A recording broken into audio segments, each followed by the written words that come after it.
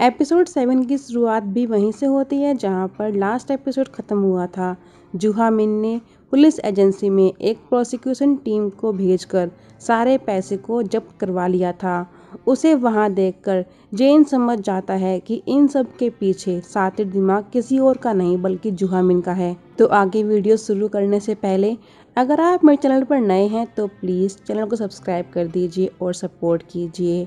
आगे इसमें दिखाते हैं कि जेन जूहा मिन से कहता है कि इन सब के पीछे तुम ही हो ना, तुम ही अपना दिमाग चला रहे हो ना, और आखिर वक्त में भी तुम यहाँ पर कैसे पहुँच गए।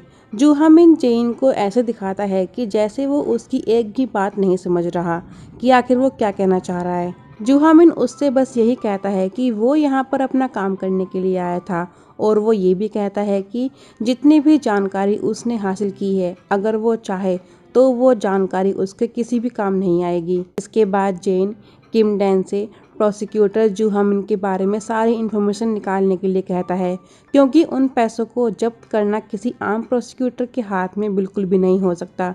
ज़रूर जूहा मिन के पीछे किसी ऐसे ही इंसान का हाथ है जिसकी पहुंच बहुत ऊंची है। जेन अपने सीनियर से गेट्स ऑफ हेवन के केस की फाइल मांगता है ताकि वो उसे रीओपन करके उसकी इन्वेस्टिगेशन दोबारा कर सके, लेकिन उस केस की फाइल वहां पर नहीं होती बल्कि गेट्स ऑफ हेवन केस के सारे रिकॉर्ड्स प्रोसिक्यूटर के ऑफिस में होते हैं। किम डैन को जूहा मिन के बारे में कुछ भी पता नहीं चल पाता कि उसके पीछे आखिर कौन है, बल्कि उसके तो सारे रिकॉर्ड्स ही क्लियर थे।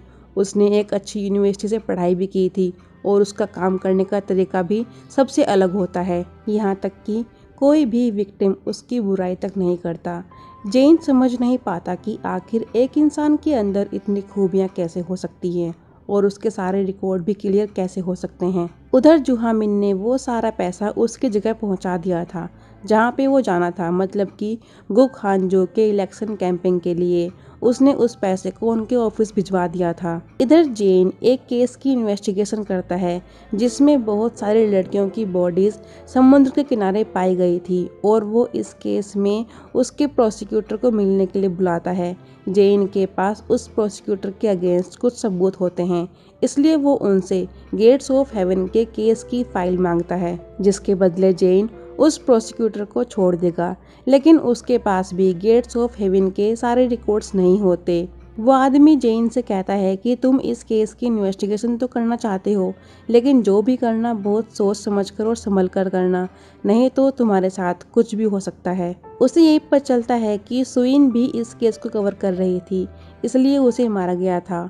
ये सब जानने के बाद जेन के फादर के फ्रेंड उससे कहते हैं कि तुम्हें ये जॉब छोड़ देनी चाहिए। शायद वो भी ये समझ गए थे कि अगर जेन इस केस में इन्वॉल्व हो गया तो कहीं वे लोग उसे भी न मरवा दें। पुलिस एजेंसी में जेन जब इस केस की फाइल को ओपन करता है तब उन्हें पता चलता है कि उस समय गेट्स ऑफ हेवन के वेलफेयर होम का मैनेजर कोई और नहीं बल्कि बैक दोग्यू था और उसी ने 31 लोगों के मरने की रिपोर्ट की थी और वो 1 साल जेल में भी रहा था। लेकिन पास्टर का नाम इस केस में कहीं भी नहीं होता। उन्हें उन सभी 31 लोगों की लिस्ट भी मिल गई थी जो उस दिन मारे गए थे। उस लिस्ट में उन 31 लोगों के नाम के साथ उनका एड्रेस भी लिखा हुआ था। उन दोनों की ये सारी बातें एक पुलिस ऑफिसर सुन लेता है और वो सब कुछ जूहा मिन को बता देता है, क्योंकि वही पुलिस ऑफिसर जूहा मिन से मिला हुआ था। इसके बाद जेन उसी सैलून में जाता है जहां पर आयोन जाया करती है।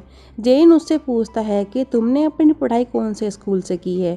वो कहती है कि अगर तुम गूगल पर सर्च करोगे तो उसे पता चल जाएगा कि वो कौन से स्कूल से पढ़ी है।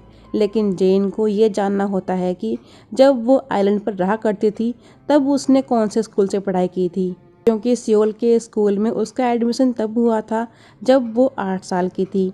आयोन उससे कहती है कि तुम वो बात करो जो यहाँ पर करने के लिए आए हो। जेन उससे gates of heaven welfare centre के बारे में जानना चाह रहा था, जिसके मैनेजर उसी के फादर बैक्तोग्यू थे। गेट्स ऑफ हेवन का नाम सुन के वो कहती है कि तुमने तो सब कुछ याद दिला दिया। अब उसके बचपन को दिखाते हैं। जब वो छोटी थी उसका पूरा परिवार उसी आइलैंड पर रहा करते थे और वे बहुत अमीर भी थे।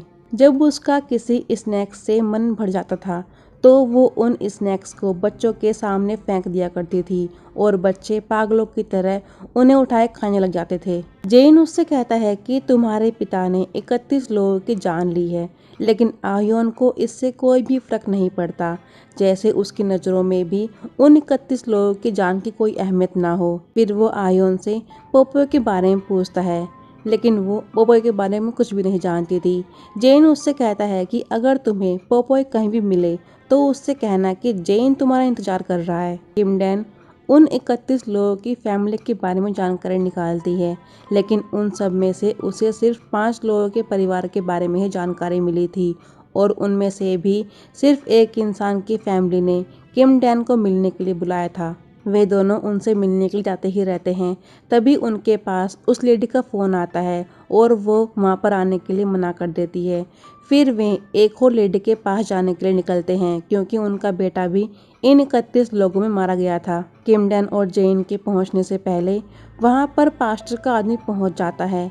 जब वे दोनों उस लेडी के घर जाते हैं तो वो भी उन्हें वापस जाने के लिए कहती है। वो उन्हें कुछ भी नहीं बताती। जेन तो समझ जाता है कि ज़रूर किसी ने उन्हें चुप रहने के लिए कहा है, या तो फिर धमकाया है या फिर उन्हें पैसे दिए गए हैं। वो लेडी बहुत डरी हुई लग रही थी। वो आज भी अपने बेटे के मरने गम से बाहर नहीं निकल पाई थी। उधर बैकदोग्यू जुहामिन को मिलने के लिए बुलाता है और उसके साथ आयोन भी थी। उन दोनों के अंदर अपने अमीर होने का कुछ ज़्यादा ही घमंड होता है। बैकदोग्यू ने उसे इसलिए बुलाया था ताकि वो जेन को संभाल सके, क्योंकि वो अपनी इन्वेस्टिगेशन की वजह से आयोन से मिलने पहुंच गया था और वो ये भी जान गया था कि बैकदोग्यू ही gates of heaven welfare centre का मैनेजर था। आयोन उससे कहती है कि जेही ने उसे हांग सांग के बारे में कुछ बताया है और अगर उसने उसका साथ नहीं दिया तो वो अपने फादर को सब कुछ बता देगी। यहाँ पर ऐसा लगता है कि जैसे कि वो ये जानती थी कि जुहामिन ही पोपोय है। किमडैन जब अपने घर पर जाती है तो उसके फादर उन 31 लोगों के मरने की लिस्ट को देख लेते हैं और उसे देखकर वे बहुत चौंक भी जाते हैं। अगले दिन किमडैन न्यूज़पेपर में ये खबर निकलवा देती है कि 1994 में जो 31 लोग मारे गए थे उनकी फैमिली उन्हें कांटेक्ट कर सकती है। लेकिन प्रॉब्लम ये होती है कि आज के टाइम में न्यूज़पेपर कोई पढ़ता ही नहीं है और उनकी आखिरी उम्मीद भी ये न्यूज़ ही होती है। जुहामिन उस आर्टिकल वाले न्यूज़पेपर को लेकर पास्टर के आदमी के पास जाता है।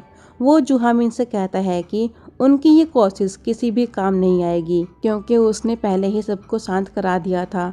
लेकिन जुहामिन उससे सतर्क रहने के लिए कहता है, क्योंकि अच्छा काम कब खराब हो जाए ये उन्हें भी नहीं पता चलेगा। इस न्यूज़ को छपे हुए पूरे 1 हफ्ता हो गया था और किसी ने भी उन्हें कांटेक्ट नहीं किया था।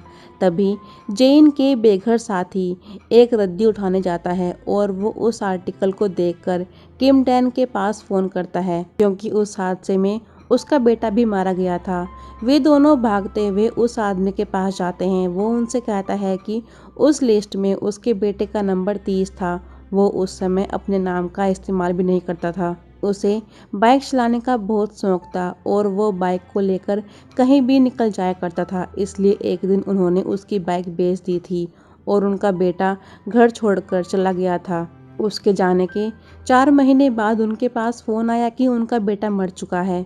जब उन्होंने अपने बेटे की बॉडी देखी थी तब उन्हें वो बहुत कमज़ोर लग रहा था और उसकी गर्दन ऐसी लग रही थी कि जैसे उसके शरीर को वो संभाल ही नहीं पा रही हो। वो आदमी बहुत रोता है, उसे बहुत दुख होता है। अगर वो अपने बेटे की बाइक नहीं बेचता तो शायद आज उसका बेटा जिंदा होता। उन तीनों को बातें करते हुए वही पास्टर का आदमी देख लेता है। जितने 31 लोग मारे गए थे उनमें से सिर्फ 3 बॉडी को ही नहीं जलाया गया था, क्योंकि उनके रिलेटिव को लग रहा था कि उन्हें मारा गया है। इसलिए जेन उस बेघर आदमी के बेटे की बॉडी को निकलवाने के लिए कहता है। रात में पास्टर का आदमी बोंगसू की गाड़ी को पीछे से खींचता है, क्योंकि उन्हें वो गाड़ी आगे ले जाने में दिक्कत हो रही थी। उन्हें लगा कि वो अच्छा इंसान है। पास्टर का आदमी उन्हें एक ड्रिंक पीने के लिए देता है और वो उसे ले भी लेते हैं। जैसे ही वे उस ड्रिंक को पीने वाले होते हैं तभी जेन और किमडन उनके पास पहुंच जाते हैं। जेन को उस ड्रिंक में से कुछ स्मेल आती है। उसमें पोटेशियम साइनाइड मिलाया हुआ था जिससे उनकी मौत हो जाती। जेन और किमडन उस आदमी को सब जगह देखते हैं लेकिन वो उन्हें कहीं भी दिखाई नहीं देता। इसके बाद वे दोनों बॉन्गसू से रिक्वेस्ट करते हैं ताकि वे उसके बेटे की बॉडी की फोरेंसिक जांच करवा सकें और वे इसके लिए मान भी जाते हैं। जिस जगह उन्होंने अपने बेटे की बॉडी को दफनाया था वहां पर बहुत सारी मीडिया पहले ही पहुंच गई थी क्योंकि जेन और किमडन ने इस बात को नेट और न्यूज़पेपर पर वायरल करवा दिया था कि वे गेट्स ऑफ हेवन में मारे गए 31 लोगों में से एक इंसान की बॉडी को निकालने जा रहे हैं ताकि वे ये जान सके कि उन्हें मारा गया था या उन्होंने सच में सुसाइड किया था। इस न्यूज़ को देखकर गुक हानजू खुद पुलिस एजेंसी पहुंच जाते हैं और वे वहां पर स्पेशली जेन से मिलने गए थे लेकिन वो तो उस जगह पर था जहां उसकी बॉडी को निकाला जा रहा था। उसका दोस्त जेन को फ़ोन पे बता देता है कि उससे मिलने खुद गुखांजू आए हैं और यहीं पर ये एपिसोड ख़त्म हो जाता है। तो मिलेंगे नेक्स्ट एपिसोड की वीडियो में। Thank you.